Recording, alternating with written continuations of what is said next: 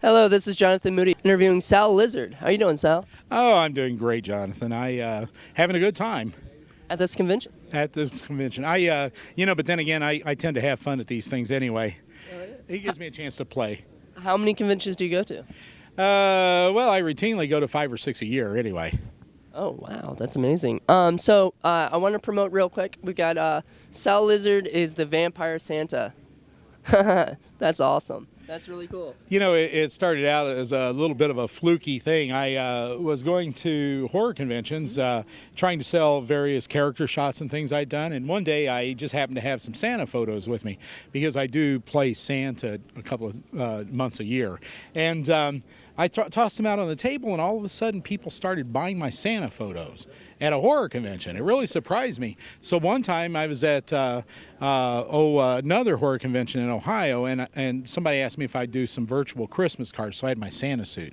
Right. So I wore it out into the crowd, and everybody loved it. And since I had these black sclera lenses and vampire teeth, I put those in, and now it's one of those things the character has taken off. And every horror convention I go to, people ask me, can you be the vampire Santa while you're here? And I go, oh, sure. So on Saturday nights, at every horror convention I go to, usually after the dealer room closes, I go and change into the vampire Santa, and I hang out with the crowd and tell jokes and enjoy Bloody Marys. Bloody Marys. Awesome. Get a shot at this real quick of the Sal Lizard. He loves to please women. Oh, yes. The thing of it is somebody commented, they said, you're an actor in a comic and you're a producer also. And I go, oh, yeah. And they go, is there anything you wouldn't do? And what I said was, are you kidding? I says, if you leave your wife here, I'm also a pleaser of women. And the guy laughed, and I thought, what the heck? I threw it on my, well, actually, I pinned it in. And a lot of people commented, especially girls. They commented on that. And so now I have it as a part of my, well, I am a comic, you know. All right. Well, you were telling some people earlier about working with Brenna Roth and working with Nicole Crew, who both I love those girls to death, scream queens, like as is. What was it like working with both of those women?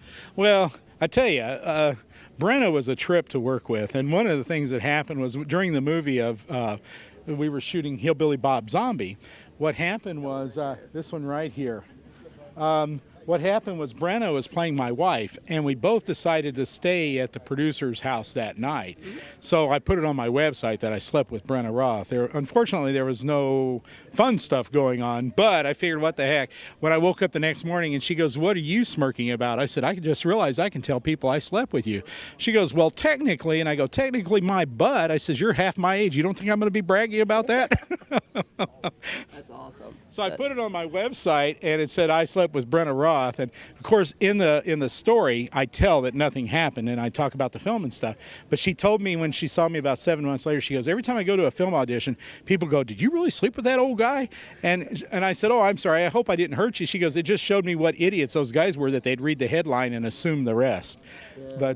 And Nicole Crew, oh man, see, Nicole secretly wants me. I know this, and she and I figure Mitch, her boyfriend, will probably hear this at some point. So I wanted to throw that in for his sake. But okay. Nicole and I are really. I'm good friends with both of them. So. Oh, okay.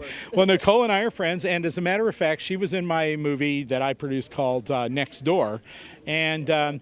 We're working together on another project now that we hope to start filming next year. It's called Funland, and I'm going to be the executive producer on that one also. That's amazing. I've been excited about Funland since I heard of it, so that's great that you're working with them. And, I just spoke to Lynn Lowry a couple of days back, and Lynn, who was supposed to be at this convention and unfortunately couldn't make it, she's going to be playing my wife in that film. Awesome.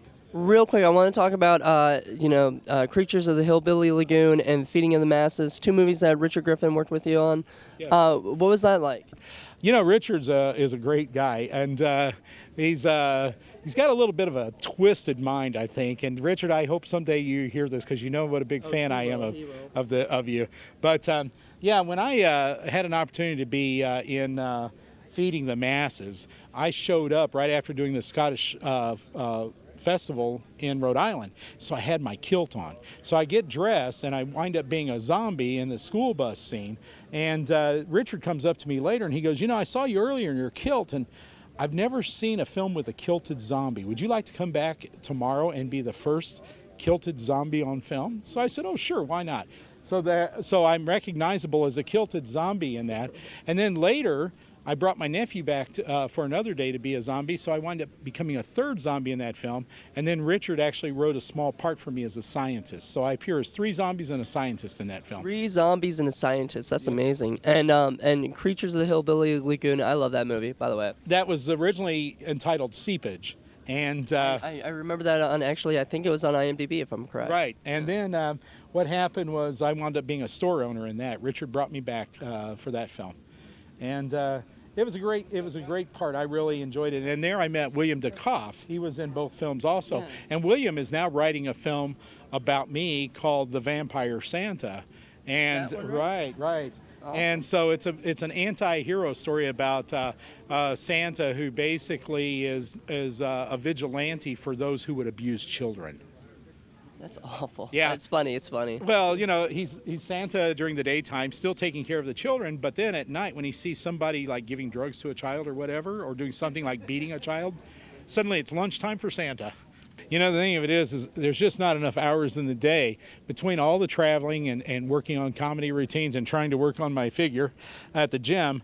It just seems like I'm constantly watching movies whenever possible. But I have a wife, believe it or not, that doesn't like horror films. They scare her. So films scare me. My wife's away. She doesn't even like the fact that I do them. She thinks it's creepy. I will not watch a horror movie in the dark. Oh, you won't? No, not at all. I'm a horror filmmaker, and I don't like to watch horror movies. I'm waiting for that chance one day when I get to have a little fun, meet a young lady that says, oh, leave the teeth and the eyes in. I think that would be fun. That's funny. That's funny. Well, thank you so much, Sal. And thank you, Jonathan. I hope this was a good interview for you. It was. It was a lot of fun. I certainly enjoyed it, and I hope that our paths cross again. I hope we get to work together. I do too, man. All right, thank you so much. Thanks again.